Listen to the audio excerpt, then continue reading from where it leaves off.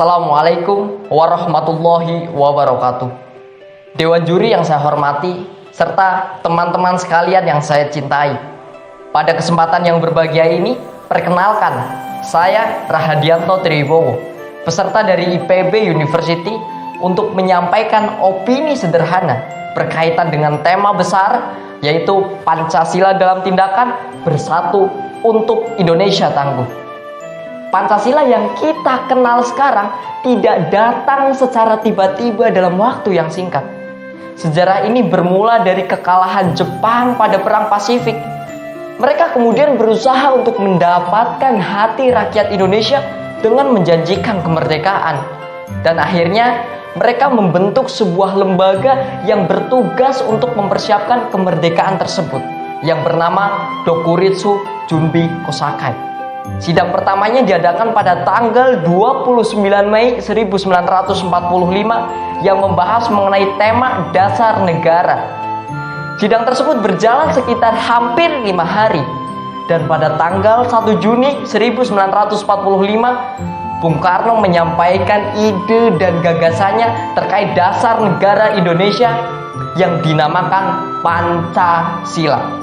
Panca berarti 5, sedangkan sila berarti prinsip atau asas. Dari pidato Bung Karno tersebut, maka disepakati bersama sebagai hari lahirnya Pancasila. Kawan-kawanku semuanya, mungkin kita, khususnya generasi muda, sudah sangat hafal sila yang ada dalam Pancasila. Akan tetapi, pertanyaannya adalah, apakah kita tahu fungsi Pancasila dalam kehidupan sehari-hari? Sangat miris sekali jika kita sebagai generasi penerus tidak tahu jati diri yang ada pada negara Indonesia. Untuk itu, kita perlu tahu fungsi Pancasila itu sendiri. Pertama, Pancasila sebagai ideologi dan dasar negara. Pancasila sebagai ideologi dan dasar negara berarti Pancasila menjadi role model oleh masyarakat Indonesia dalam menjalankan kehidupannya. Nilai-nilai yang terkandung dalam kelima asas Pancasila menjadi landasan masyarakat dalam bersosialisasi, kehidupan beragama, serta kehidupan berbangsa dan bernegara. Kemudian Pancasila sebagai falsafah hidup bangsa. Ini berarti nilai-nilai yang terkandung dalam Pancasila diinginkan secara kultural agar tertanam dalam hati sanubari, kepribadian, serta mewarnai kebiasaan dan perilaku masyarakat.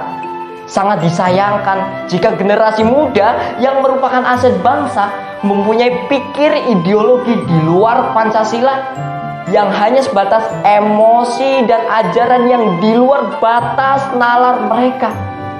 Bisa kita saksikan bersama betapa merajalelanya budaya barat yang kontras dengan budaya timur kita. Betapa menggilanya generasi muda berlomba-lomba untuk membuat konten sosial media dengan mengabaikan etika dan norma. Hingga ajaran sesat yang mencoba untuk mengubah ideologi Indonesia menjadi negara sekuler atau bahkan negara khilafah.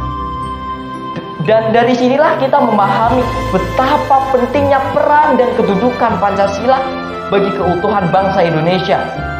Sudah seharusnya kita sebagai generasi muda untuk bisa mengaktualisasikan nilai-nilai yang ada dalam Pancasila. Sejenak kita berkontemplasi diri. Di masa pandemi sekarang ini, semua lini kehidupan masyarakat benar-benar berubah drastis. Dari mulai sektor kesehatan, sosial budaya, bahkan ekonomi nasional pun mengalami pukulan besar. Untuk itu diperlukan langkah strategis dalam melewati badai besar ini, di mana kita perlu mengimplementasikan nilai-nilai yang ada dalam Pancasila, salah satunya dengan kita bersatu padu, mengesampingkan ego masing-masing, dan tetap mematuhi peraturan pemerintah dalam rangka mewujudkan Indonesia yang tangguh di tengah bencana pandemi ini. Ingat kata Bapak Presiden kita, Pancasila itu jiwa dan raga kita, ada di aliran darah dan detak jantung kita, perekat keutuhan bangsa dan negara. Saya Rahadianto Triwibowo, saya Indonesia, dan saya Pancasila. Terima kasih.